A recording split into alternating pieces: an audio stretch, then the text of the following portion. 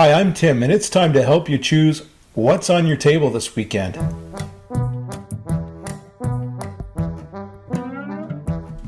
Well, Mrs. Meeple and I have been playing a lot of a certain tile placement game lately, so we thought, let's do a video this week about tile placement games. So without further ado, let's introduce you to that game we've been playing so much of first, and that's Explorers of the North Sea. Now, Explorers of the North Sea is a 2 to 4 player game.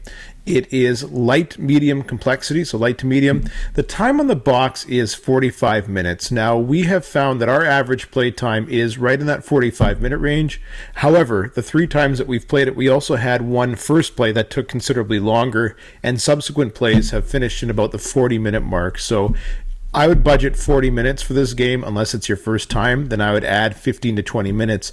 Now, this game doesn't vary in time based on the player count because there's 48 tiles that need to be placed if there's 2 players or 4 players. So the amount of game time that's going to take to place 48 tiles is the same. Raiders of the North Sea is a game that takes place in the Viking Age where each player plays the role of a different ship captain, and you are the captain of your own respective ship, like these 2 right here. Now, what's going to happen on your turn is that you're going to have a hand of 3 of these tiles, and you're going to take one from your hand and place it somewhere where it fits. So we'll put that one right there. After you place your tile, there's a variety of actions that you can take. You can either load or unload your longship, so if there's a Viking in it, you can unload them onto an island, or you could load Vikings back onto the ship, or you can load livestock on the ship. You can move your longship. If you end up in the same space as an enemy ship, you can destroy that enemy ship. Or you can also construct an outpost or deliver livestock back to shore as well. Now, the player who wins the game is going to be the one with the most victory points throughout all their, as a culmination of all their exploration efforts. And you earn victory points for delivering different types of livestock, constructing outposts on some of these islands here. You're also going to get points for destroying enemy ships. You can also raid settlements, and you'll get points for that at the end of the game. You actually get points for the amount of your Vikings that die. The more of your Vikings that face death, the more points you're going to get. And you also get points for controlling whole islands as well. And again, the player with the most points wins the game. Each captain also has a different power that gives you points for something at the end of the game as well. Now, the mechanics in Explorers of the North Sea obviously are tile placement. There's a modular board mechanic, grid movement, pick up and deliver, and set collection as well. Now, what we love about this game, 3 things that we love most. First of all, we're parents. This is a really easy game to pick up, set up, and play in a short amount of time, 40 minutes on average for us. For those nights that, we just need that flexibility. Not every night when you're a parent, when you want to play a game, are you going to be able to pull out a game that takes hours to set up and play. So this is a really good game for those nights where maybe the schedule is not perfect, something happens. We can play this, we can get it done quickly, and we have a great time playing it. I really enjoy as well the balanced ways that you can score points in this game. There are so many different ways to score points in this game. You even score points when you fail in some way. And what I mean by that is that you get points at the end of the game based on how many dead Vikings you have from your crew. So that makes it, really good to have multiple paths to victory, which keeps everybody in the game in some way, which is really awesome. It does a great job of that. The other thing I really enjoy about this game is that no matter what happens, you always feel like you just wished you had one more turn. I just wish I had one more turn to deliver these livestock or put out another island tile or what have you. But it's just, what that means for the game is it makes sure that every decision that you make is a meaningful decision. And those are the best kinds of games where every decision matters. We have really loved this game. We just added it to our collection. Really recommend it for anybody who loves tile placement games.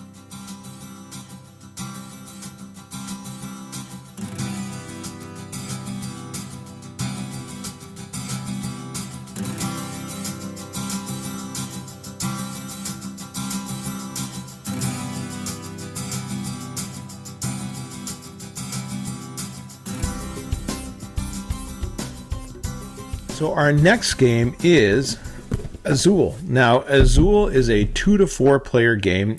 I'd say it's light complexity. The time on the box is 30 to 45 minutes. We find that with a 2-player count, it's more in the area of 25 minutes. Once you get up to 4 players, it takes about 35 minutes. I'd recommend an extra 5 to 10 minutes in your budgeted time if you have new players at the table with you as well.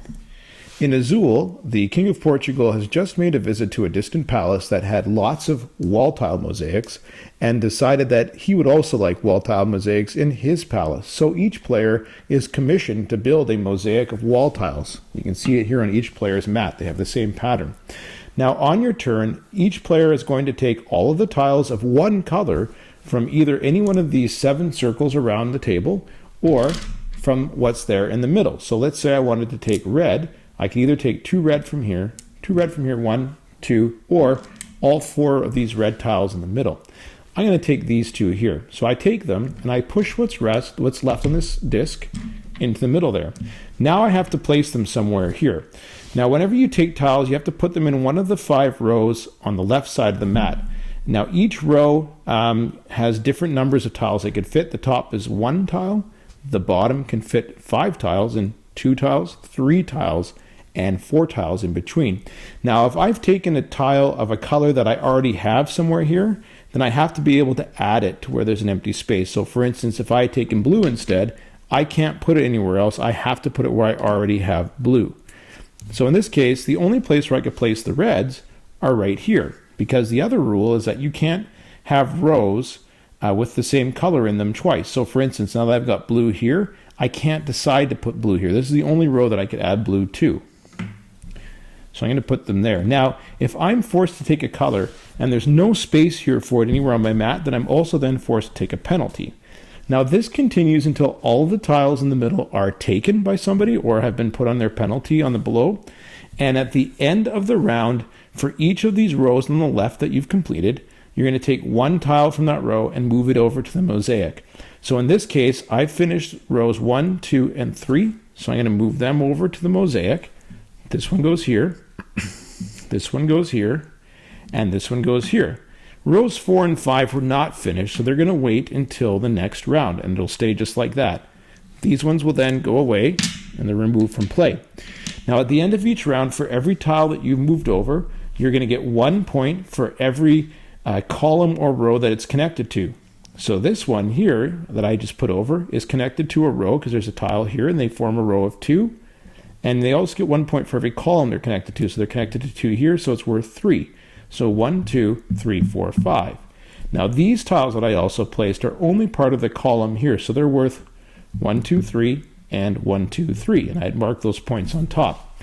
Now this continues until somebody is able to completely finish one of the horizontal rows in their mosaic of wall tiles. And at that point, whoever has the most points wins the game. The mechanics in Azul are tile placement, pattern building, set collection, and endgame bonuses. Now, if I had to pick the 3 things that we enjoy the most about Azul, is that number 1, the tiles. The tiles are great to play with, to touch, to put on the board. It really, connects you with the game really, really well. And everybody that we've ever played this game with just loves the aesthetic of them and the way they look and playing with them. So it makes the game fun. Another reason why we love this game is because it's easy to teach. It's an awesome game for a new gamer. It's a good gateway game in the same way Splendor or Century Spice Road might be. And so it's easy to pull out in a crowd that may not be full of gamers, or if you need something quick to play with your regular game group as well. The last thing that I really enjoy about this game is that there's a little bit of take that in this game, where you could block people from doing what they want to do or force them to take more penalties than they wanted to take. And it's just the right amount. It's not too much that it's off-putting and it becomes really malicious to play the game, but it's just the right amount to make your decision strategic and get some talk around the table. All in all, we really enjoy Azul. We love using this as a filler game of some sort at the beginning or end of the night because it's easy to pick up and go with. But it's also great to teach to new gamers, and I'm sure you'll like it as well.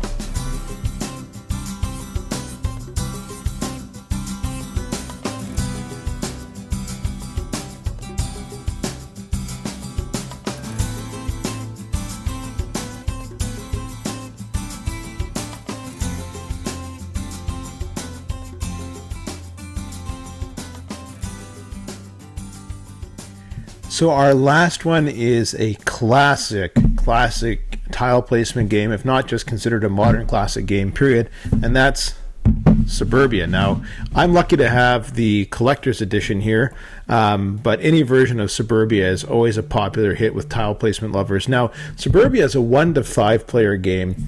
It is medium complexity. The box says it takes about 90 minutes. We're finding that in a 2-player game, 60 minutes is enough. In a 4-player game, we get to that 90-minute mark. If you have new players at your table, add 20 minutes to your budgeted time for sure. In Suburbia, players play the role of urban planner, and they start with a small town, and the player who can make the biggest and most booming metropolis wins the game. Now, on their turn, each player gets the chance to buy a tile here from the row, and there's a cost for buying the tile. In this case, this one's $0. And then there's a cost for placing the tile in their city. So I've picked up my personal favorite, Spaceship Earth from Epcot. Cost me $23 to put in my city, and I will add it there. Now, anytime you add a tile, it interacts with your city in some way that could either raise your income or your reputation or your score in some way. And at the end of every turn, you're going to earn income based on the level here on your tray, and reputation as well based on the level here on your space. Now, every time you raise your population at the end of the turn, it's going to be raised according to your reputation, and that's tracked here. The winner of the game is the one with the largest population at the end of the game. The mechanics in Suburbia, obviously there's tile placement, but there's also income, card drafting, modular board, and set collection. If I had to pick 3 things to love the most about Suburbia, it's first of all, if you happen to get the collector's edition, there's so much added value in there that keeps the game evergreen. There's a few expansions, for instance. There's a nightlife expansion. To give you an example, there's even an expansion that includes your friendly local game store that you can add to your city, which is so cool. But I also really like in the collector's edition how you can actually pick a specific city and add their landmark into the game. So for me, I love the city of Orlando and Epcot and Disney World. Having Spaceship Earth from Epcot as an available tile in this game makes it more fun for me. Another thing that I really love about Suburbia is that as the city gets bigger, it gets harder and harder to maintain and sustain that growth with your income and reputation. Just like in real life, cities get bigger, they get harder to manage. And it makes it a different challenge with each turn, and as your city grows, the game gets more and more challenging. I enjoy that quite a bit. The last reason why I love Suburbia is because I loved playing SimCity. When I was growing up, I played SimCity a lot. And this game is a great game for anybody who's ever liked a SimCity style game like that. Suburbia is a modern classic. I'm happy that it's in my collection. I recommend it to anybody.